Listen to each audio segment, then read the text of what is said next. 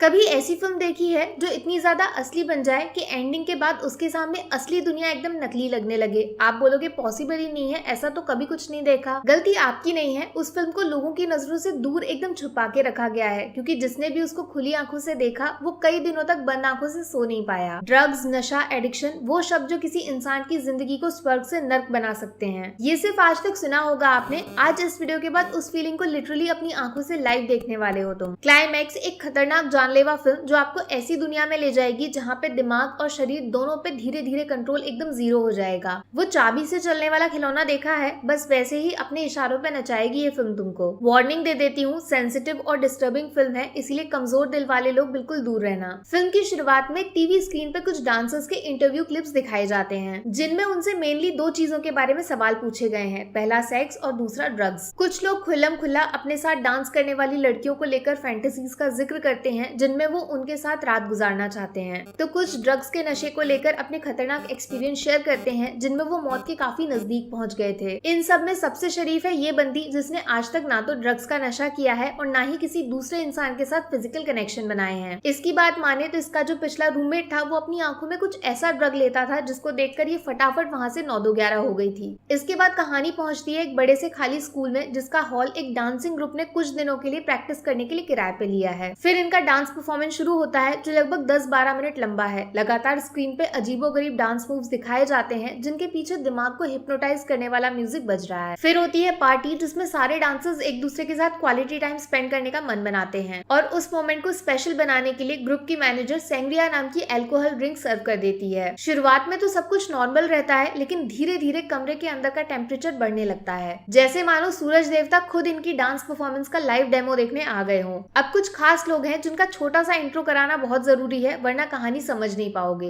Number 1, Selva नाम की एक खूबसूरत बंदी जो डांस ग्रुप की कोरियोग्राफर है, और इनके हाथ धोकर पीछे पड़ा हुआ है डेविड नाम का ये फ्लर्ट लड़का जो सेल्वा को पाने के लिए किसी भी हद तक जा सकता है। यह है इमैनुअल जो ग्रुप की मैनेजर है, और इस पार्टी में ये अपने छोटे बच्चे को साथ लेकर आई है। याद है कि नहीं, इन्हीं मैडम ने डांसर्स को सैंग्रिया पिलाई है। ये है गैजेल और ये इनके बड़े भाई टेलर। इनका रिश्ता थोड़ा अजीबोगरीब सा है, नॉर्मल भाई बहन से बिल्कुल अलग, क्योंकि गैजेल जब जब अपने लवर ओमार के नजदीक जाती है तो इनके बड़े भैया टेलर बड़ा पजेसिव हो जाते हैं और खुद बहन के नजदीक जाने की कोशिश करते हैं। इस बंदी का नाम है साइक, जो ग्रुप की one of the best dancers में से है, और ये पास्ट में अपने रिलेशनशिप में नर्क से गुजर चुकी है, इसीलिए फिलहाल किसी भी कमिटमेंट से दूर भाग रही है। सामने लड़का हो या लड़की, इनका जवाब है नो। चलो अब कहानी आगे बढ़ाते हैं। वो पार्टी जो कुछ टाइम पहले लोगों की हंसी खुशी की आवाजों से भरी पड़ी थी, वो धीरे धीरे एक बुरे सपने में बदलने लगती है। शुरुआत होती है साइक के साथ, जो अपनी बॉडी पे पूरा कंट्रोल खो देती है और डांस स्टेज पे लोगों के बीच में ही टॉयलेट कर देती है। लेकिन बंदी को 1% भी फर्क नहीं पड़ता, जैसे मानो उसको कुछ महसूस ही नहीं हुआ हो। दूसरे नंबर पे गैजेल और उसके भाई टेलर के बीच में ऑल इज नॉट वेल वाली सिचुएशन तैयार हो जाती है, जब भाई अपनी बहन को जबरदस्ती टच करने की कोशिश करने लगता है, जैसे मानो उसके अंदर का जानवर जाग गया हो। तीसरे नंबर पे डेविड सेल्वा का बुरे तरीके से पीछा करने लग जाता है। जुबान पे सिर्फ एक बात, वो सेल्वा को अपने बिस्तर पे ले जाना चाहता है। एक मोमेंट तो ऐसा भी आता है जब डेविड सेल्वा को फोर्सफुली किस करने की कोशिश करता है, लेकिन वो ऑलमोस्ट चेहरे को काटते हुए उसको वहां से भगा देती है। ये सब पागलपन बढ़ता हुआ देखकर डांसर्स को शक होने लगता है कि सैंग्रिया ड्रिंक जो मैनेजर ने उनको पिलाई थी उसमें कुछ ना कुछ गड़बड़ तो जरूर थी। लेकिन इमैनुअल इस बात से साफ इनकार कर देती है, क्योंकि उसने खुद भी वो ड्रिंक सबके सामने पी थी। इसके बाद वाले सीन में उसका छोटा बेटा भी उस ड्रिंक को पीने की कोशिश करता है, जिसको सेफ रखने के लिए इमैनुअल उसको स्कूल के इलेक्ट्रिसिटी रूम में लॉक कर देती है। पूरी पार्टी में सिर्फ एक लड़की है जिसने इस ड्रिंक को हाथ तक नहीं लगाया था, सेल्वा की बेस्ट फ्रेंड लू, जिससे वजह पूछने पर पता चलता है कि वो डांस ग्रुप में ही किसी मेंबर के साथ प्रेग्नेंट हो चुकी है, लेकिन लड़का है कौन वो कोई नहीं जानता। उसकी ये बात सुनकर ग्रुप की दूसरी मेंबर डॉम उसके पेट पर लात मार देती है, क्योंकि उसके हिसाब से लू एक नंबर की नौटंकीबाज है और हमेशा लोगों का ध्यान अपने ऊपर रखने के लिए झूठी मूठी बातें बनाती रहती है। जब लू थोड़ी देर में पेट पे लगी चोट से रिकवर करके हॉल में डोम से जवाब मांगने जाती है, तो वहाँ पूरा नजारा ही बदल जाता है। इंसान नहीं, अब पार्टी में राक्षस मौजूद हैं, जिनका सिर्फ चेहरा ह्यूमन जैसा है, लेकिन हरकत जानवर से भी गंदी और नीच। कुछ लोग बिल्कुल पागल होकर अपने होश गंवा चुके हैं और पूरी बॉडी की ताकत से नाचने में लगे हुए हैं, तो कुछ लड़की हो या लड़का एक दूसरे को सेक्सुअली अब्यूज कर रहे हैं। जब लू उनके बीच पहुंचती है तो बाकी लोग भी डोम की हाँ में हाँ मिलाकर लू को गालियां देना शुरू कर देते हैं, तो कुछ मार पिटाई पे उतर आते हैं, जैसे मानो लू को मार ही डालेंगे। उनसे खुद को बचाने के लिए लू एक बड़ा सा चाकू हवा में लहराती है, लेकिन बाकी लोग उसको ऐसे पर्सनल ताने मारते हैं जिससे मेंटली डिस्टर्ब होकर वो खुद को चाकू से काटना शुरू कर देती है। इधर टेलर अपनी बहन के लवर ओमार के पीछे हाथ धोकर पड़ा हुआ है। वो किसी भी कीमत पे उन दोनों को साथ नहीं देखना चाहता, इसीलिए वो पार्टी में मौजूद बाकी लोगों को जाकर बोलता है कि ओमार ही वो इंसान है जिसने सैंग्रिया ड्रिंक में LSD नाम का ड्रग मिला दिया है। LSD क्या है वो कम शब्दों में समझ लो। पहले एक खतरनाक ड्रग जो इंसान के शरीर में घुसते ही हेलुसिनेशन की शुरुआत कर देता है। खुली आंखों से सपने देखना बोल सकते हो, जिसमें सिर्फ बुरे ख्याल दिमाग में आते हैं। बॉडी में खून का प्रेशर बढ़ने लगता है और इंसान खुद की ही जान का सबसे बड़ा दुश्मन बन जाता है।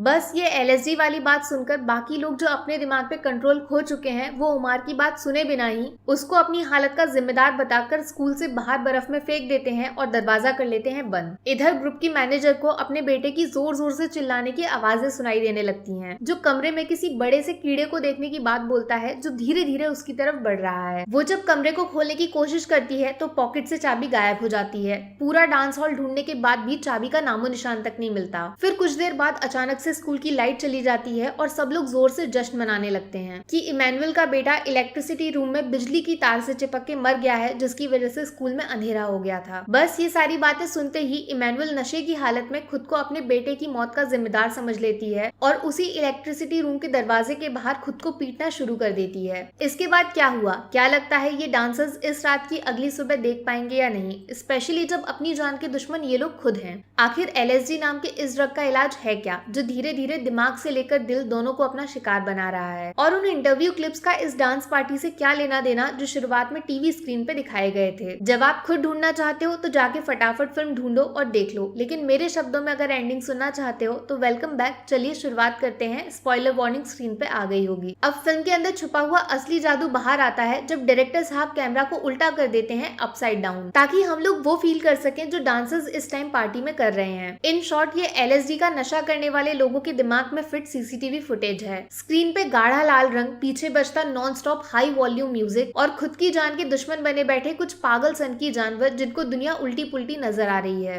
यकीन मानो ये खतरनाक नजारा किसी भी नॉर्मल इंसान के पेट में गुड़गुड़ कर सकता है। भैया मैंने तो अपनी जिंदगी में ऐसी सिनेमाटोग्राफी आज तक नहीं देखी। अब आगे होता ये है कि सेल्वा का दिमाग धीरे धीरे रियलिटी और फिक्शन के बीच का फर्क भूलने लगता है। कभी उसको जलते हुए लोग दिखाई देते हैं तो कभी खून से सनी हुई उसकी बेस्ट फ्रेंड, और दीवार पे लगा एक पोस्टर उसको रियल जंगल जैसा महसूस होने लगता है। ये सब कमाल है LSD का, जो इंसान को खुली आंखों से सपना दिखाता है। इधर गैजल को जबरदस्ती एक कमरे में ढकेल कर उसका भाई टेलर उसको सेक्सुअली अब्यूज करने लगता है, लेकिन तभी डेविड उनके कमरे में पहुंच जाता है। फिर होती है मारपीट, जिसके बाद गैजल धीरे धीरे बेहोश होने लगती है, जैसे मानो मौत उसको पुकार रही हो। और इस पार्टी के जो DJ हैं डैडी नाम के, उनके साथ तो बड़ी ट्रेजेडी हुई है। बंदा हट्टा कट्टा नौजवान था जिसपे लड़कियां दिल लुटाती थी, लेकिन नशे की हालत में उनका दिमाग ऐसा पलटता है कि बंदा खुद को लड़की समझने लगता है और लड़कों के साथ फिजिकल होने की कोशिश करता है। अब सोचो ऐसा पागलपन जिसमें लोग दीवार में जंगल देख रहे हैं, तो कहीं भाई अपनी खुद की बहन को ही सेक्सुअली अब्यूज कर रहा है, तो तीसरा इंसान तो अपना जेंडर ही भूल गया, लड़का है या लड़की। इस सब के बीच में साइक, जिसने अपने कपड़ों में टॉयलेट कर लिया था, वो नॉन स्टॉप नाचने में लगी हुई है, जैसे मानो बाकी दुनिया से उसको कुछ लेना देना ही नहीं है। लेकिन हकीकत में उसके जश्न का असली रीजन फिल्म के क्लाइमेक्स में बाहर आता है। एंडिंग में होता कुछ यूं है कि रात भर स्कूल में मौत का खेल खेला जाता है, जिसमें टाइम और पागलपन के बीच में रेस चालू हो जाती है। वो सब कुछ जो एक नॉर्मल इंसान करने के बारे में दूर दूर तक अपने सपनों में भी नहीं सोच सकता, वैसी घिनौनी हरकतें एक चुटकुला बनके रह जाती हैं। फिर अगली सुबह जब स्कूल में पुलिस की एंट्री होती है तो धीरे धीरे एक एक करके सारे कारनामों से पर्दा हटना शुरू होता है। नंबर 1 ओमार, जिसको बाकी लोगों ने ड्रिंक में LSD मिलाने का इल्जाम लगाकर स्कूल से बाहर फेंक दिया था, उसकी बर्फ में जमी हुई लाश मिलती है। बंदा मरने से पहले बहुत तड़पा होगा, इस बात की गारंटी है गुरु। नंबर 2 लू, जो पेट में एक बच्चे को लेकर घूम रही थी, जो शायद अब नहीं रहा। वो स्कूल से काफी दूर बर्फ के बीच में फंसी हुई है और जोर जोर से मुस्कुरा रही है। जोकर वाली फीलिंग आती है, शरीर जिंदा है, आत्मा मर चुकी है। नंबर 3 सेल्वा, जो डेविड को खुद से दूर कर रही थी और पार्टी में किसी भी लड़के के साथ फिजिकल नहीं होना चाहती थी। वो एक दूसरी लड़की के साथ बिस्तर पे पाई जाती है। यहाँ तो बंदी ने गेम के रूल्स ही बदल दिए। नंबर 4 इमैनुअल, मतलब इस डांस ग्रुप की मैनेजर, वो बंदी जिसको लगा था कि उसका बेटा इलेक्ट्रिक शॉक से मर गया है। उसकी उसी इलेक्ट्रिक रूम के बाहर लाश मिलती है। बंदी ने खुद को ही मार डाला, लेकिन किस्मत का खेल तो देखो, रूम के अंदर उसका बेटा मरा नहीं, बिल्कुल ठीक है। दरअसल इस बच्चे ने भी सैंग्रिया के 2-3 घूंट पी लिए थे, जिससे उसको एक बड़ा सा कॉकरोच हेलुसिनेशन में दिखाई दे रहा था, जिसके डर से वो बेहोश हो गया था बस।